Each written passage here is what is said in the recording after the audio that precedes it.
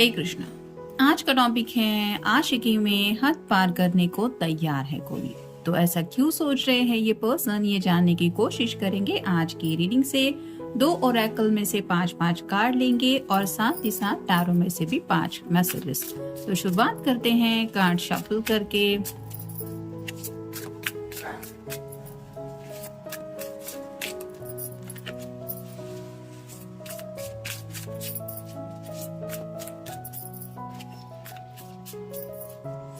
अगर आपके साथ कभी भी कोई हमारा रीडिंग रेजोनेट हो जाता है तो सब्सक्राइब करना बिल्कुल मत भूलना।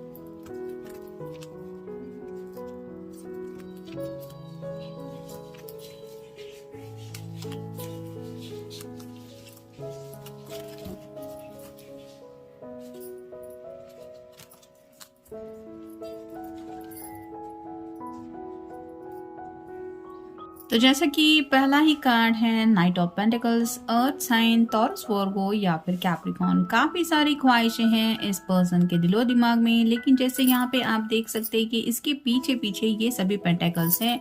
तो हो सकता है पास्ट में ये पर्सन अपने ऊपर काफी ज्यादा जिम्मेदारियां महसूस कर रहे थे। हो सकता है किसी किसी की फैमिली रेडी नहीं हो रही थी, उनको मनाने की भी इन्होंने कोशिश की, और मे भी किसी किसी को शायद कुछ फाइनेंशियल प्रॉब्लम्स भी थे, जिसकी वजह से जिस रफ्तार से ये जिंदगी में आगे बढ़ना चाहते थे उस रफ्तार से आगे नहीं बढ़ पा रहे थे। और जैसे अभी आप देख सकते हैं ये पर्सन के साथ एक हॉर्स है, तो अब इन्हें लगता है कि कहीं ना कहीं इनको जिंदगी में स्पीड लेने की जरूरत है, और इसीलिए शायद ये अब अपनी चाहत की तरफ यानी कि आशिकी की तरफ, मतलब अपने इसके पर्सन के पीठ की तरफ एक बड़ा सा पेंटिकल है, मतलब ये शायद उनकी मेन विश है राइट नाउ, और वही विश पूरी करने के लिए ये शायद हद से बढ़ने को तैयार है। फिर है द मून का कार्ड। तो स्लीपलेस नाइट से शायद ये पर्सन गुजर रहे हैं, काफी ज्यादा मिस करते रहते हैं आपको, रात भर इनको आपकी याद सताती रहती है। और ऐसा नहीं है कि फिर सिर्फ फिजिकली या फिर सेक्सुअली ये पर्सन सोच रहे हैं, लेकिन इन शॉर्ट आप कह सकते हैं कि जब हम किसी को सच्चे दिल से चाहते हैं तो उसको पल भर के लिए भी हम भुला नहीं सकते, उसकी याद तड़पाती रहती है। और स्पेसिफिकली जब पूरी दुनिया सो रही है, बात करने को भी कोई नहीं है, तब कहीं ना कहीं इंसान काफी ज्यादा सोचने लगता है, और ऐसे जब भी ये सोचते हैं तो उन्हें आपकी याद और भी ज्यादा तड़पाती है। और ये समझ चुके हैं कि ऐसे कब तक वो तड़पते रहेंगे, या फिर ऐसे ही वेट एंड वॉच की एनर्जी में रहेंगे तो पता नहीं रिजल्ट क्या होगा, शायद इसलिए इन्होंने ये फैसला लिया है। फिर है द एम्प्रेस। तो आपकी तरफ काफ़ी ज़्यादा अट्रैक्शन भी है, और यहाँ पे आप क्लियरली देख सकते हैं थोड़ा सा प्रेगनेंसी से रिलेटेड ये इमेज है। तो कहीं ना कहीं नेक्स्ट जनरेशन की भी बात इनके दिलो दिमाग में चलती है, यानी कि अपने आप को लाइफ में सेटल करना चाहते हैं, अपनी एक फैमिली स्टार्ट करना चाहते हैं जहाँ पे कपल होता है, बच्चे होते हैं, एक हैप्पी दुनिया होती है जिसमें खुशहाल जिंदगी जीते हुए हंसी खुशी लोग एवरीडे बिताते हैं, वैसी जिंदगी ये जीना चाहते हैं। फिर है 4 of wands, fire sign Aries, Leo या फिर सैजिटेरियस। ये कार्ड मोस्टली शादी का कार्ड होता है। तो अब इनके दिलो दिमाग में शादी की बातें चल रही है, उनको लगता है कि जैसे अब वक्त आ गया है कि इन्हें जिंदगी में ये कदम उठाना चाहिए, यानी कि भले ही घर वाले तैयार हो या ना हो, इनको लगता है उन्हें शादी करनी चाहिए। और ये ख्याल जब भी वो सोचते हैं तो दिल से खुश हो जाते हैं, क्योंकि आफ्टर ऑल उन्हें अपनी खुद की जिंदगी स्टार्ट करने के बारे में कुछ ऐसे ख्याल दिल में आ रहे हैं जिनको लेके ये काफी ज्यादा एक्साइटेड भी है। और फाइनल कार्ड है 9 of swords, air sign Gemini, Libra या फिर एक्वेरियस। सो भी नहीं पा रहे हैं, ना ही चैन है ना ही सुकून है, और ये परेशानी का आलम वो अब और बर्दाश्त नहीं कर सकते। जैसे यहाँ पे सिर के ऊपर काफी ज्यादा कौवे मंडरा रहे हैं, ये उनकी आवाज सुन के थक गई है, और ऐसी कौवों की आवाज में भला कोई कैसे सुकून से सो सकता है। तो ये पर्सन जानते हैं कि जब तक ये थॉट्स उनके दिलो दिमाग से नहीं हटेंगे, इनको सुकून और चैन मिलने वाला नहीं है। और शायद इन्होंने अपने घर वालों को भी काफी ज्यादा समझाने की कोशिश की है, लेकिन अगर वो नहीं मान रहे हैं तो अब में भी इन्होंने ये फैसला कर लिया है कि अब हदें पार करनी पड़ेगी, क्योंकि आफ्टर ऑल ये बात है आशिकी की। अब देखते हैं बाकी के कार्ड्स क्या बताते हैं। Comfort zone, lazy, inactive. तो काफी वक्त से ये पर्सन अपने आप को कंफर्ट जोन में रखने की कोशिश कर रहे थे, यानी कि जब वक्त आएगा तो एक्शन ले लेंगे, लेकिन अब जैसे जैसे वक्त गुजरता चला जा रहा है उनको ये महसूस हो रहा है कि ये उनकी तरफ से थोड़ा सा लेजीनेस हो रहा है, यानी कि ये खुद कोशिश नहीं करेंगे। जैसे किसी के सामने अगर थाली रखी हुई है और उसको खाना खाना है तो खुद उठ के खाना खाना पड़ेगा, ये उम्मीद करते हुए कि खाना ऑटोमेटिकली मेरे पेट में जाएगा या फिर मेरा पेट भर जाएगा। ऐसा तो हो नहीं सकता। तो सामने उनको ऐसा लगता है कि उनके सामने अपॉर्चुनिटीज भी है, लव भी है और जिंदगी में आगे बढ़ने का रास्ता भी है, लेकिन खुद जब तक ये उस रास्ते पे चल नहीं पड़ेंगे तब तक उन्हें वो नहीं मिल सकता, और शायद इसीलिए अब ये ऐसा फैसला ले रहे हैं। फिर है लीगल मैटर्स।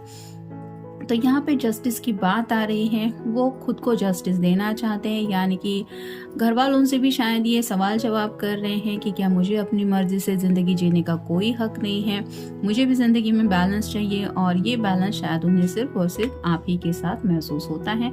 और आफ्टर ऑल उनको ऐसा लगता है कि आप दोनों भी अगर मैच्योर है तो जैसे रूल्स के मुताबिक, अगर इंडियन लॉ के मुताबिक आप जिंदगी में किसी को अपना हमसफर चुन सकते हैं। ये फैसला गवर्नमेंट का है, मतलब आपको वो राइट मिल चुका है, तो आप अपनी मर्जी के मुताबिक उस पर्सन को चूज कर सकते हैं, और करना चाहिए, ना कि वेट एंड वॉच, घर को समझाना या फिर उनकी दिल की चाहत क्या है वो सब करना। तो ये अब खुद को जस्टिस देना चाहते हैं। फिर है इररेजिस्टेबल। तो ये आपको भुला नहीं पा रहे हैं, आपकी यादें हो, आपकी बातें हो, मतलब भले ही घर वाले इनको कोई और प्रपोजल भी दिखा रहे हैं, लेकिन इनको समझ में आ रहा है कि आपकी जगह इनकी लाइफ में और कोई नहीं ले सकता। फिर है टेलीपैथी।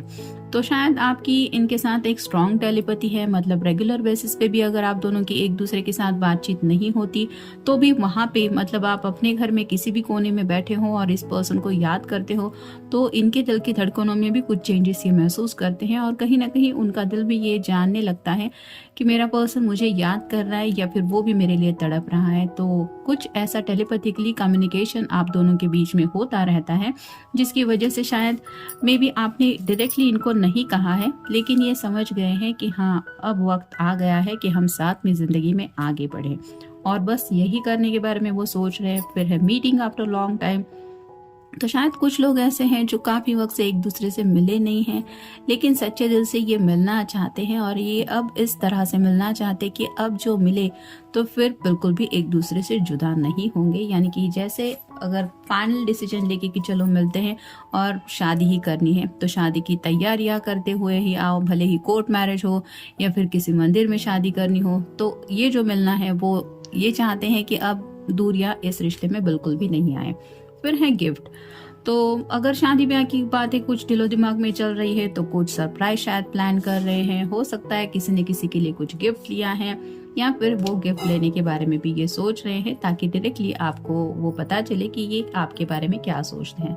फिर है लॉर्ड। जैसे ये पर्सन है कि ये अपनी शान में खड़ा है, वैसे ही ये पर्सन अपनी मर्जी के मुताबिक अपनी जिंदगी जीना चाहते हैं। मतलब जितना भी इनके पास सेविंग है उसमें ये खुश हैं, यानी कि अपनी जिंदगी में जिस हालात से भी ये गुजर रहे हैं उनको ऐसा लगता है कि मैं इस हाल में भी खुशी से जी सकता हूँ या रह सकता हूँ, मुझे बाकी चीजों की जरूरत नहीं है, बस मेरा साथ देने वाला पर्सन अगर मेरे पास है तो मैं भी किसी राजे महाराजे से खुद को कम नहीं समझूंगा, यानी कि इनके मन को जो सुकून देने वाला पर्सन है वो सिर्फ और सिर्फ आप ही हैं। फिर है स्वीट हार्ट, तो आपकी फोटोज देखते रहते हैं, शायद आपको सोशल नेटवर्किंग पे भी स्पाई करते रहते हैं। और ये क्यों करते रहते हैं? क्योंकि उन्हें दिल से लगता है कि आप उनके स्वीट हार्ट हैं, यानी कि एक काफी ज्यादा रोमांटिक कनेक्शन आपके साथ है। भले ही वो आपको बताए या ना बताए, आपसे हक्स एंड किसेस तक भी बात पहुंची है या नहीं, लेकिन ये दिल से आपको बहुत ज्यादा पसंद करते हैं। फिर है सर्वेंट, तो अब इन्होंने शायद सोच के रखा है कि अब